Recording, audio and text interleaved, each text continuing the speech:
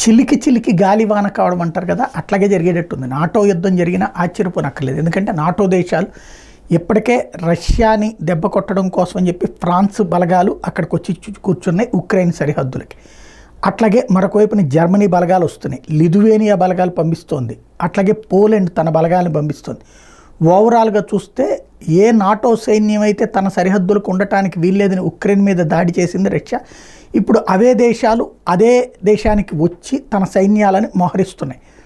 ఈ టైంలో ఓ పక్కన అణ్వాయుధ ప్రదర్శన చేస్తున్నటువంటి రష్యా క్లియర్ సంకేతం ఇస్తోంది, మీ స్థావరాలు ఇక్కడ ఉండటం మాకు ఆమోదయోగ్యం కాదు, మీ ప్రాంతాలకి నేను వచ్చి స్థావరాలు పెట్టలేదు, మీ సరిహద్దులకి నేను రాలేదు, కానీ మా సరిహద్దులకు వచ్చి మీరు మమ్మల్ని కవ్విస్తున్నారు అన్నటువంటి. బట్ వాళ్ళందరూ కూడా ఒక్కటే చేస్తున్నారు. అంటే వాళ్ళ ఉద్దేశం రష్యా వాళ్ళ మీద ఎవరో ఒకళ్ళ మీద దాడి చేయాలి, ఒక్కళ్ళ మీద దాడి చేస్తే నాటో మొత్తం కలిసి యుద్ధానికి తీయడానికి సిద్ధంగా ఉంది. అదే జరిగితే రష్యాకి తోడు రావడానికి చైనా, ఉత్తర కొరియా, ఇరాన్ సిద్ధంగా ఉన్నాయి. అది పెను యుద్ధమే దారితీస్తుంది. ఏం జరుగుతుందో చూడాలి.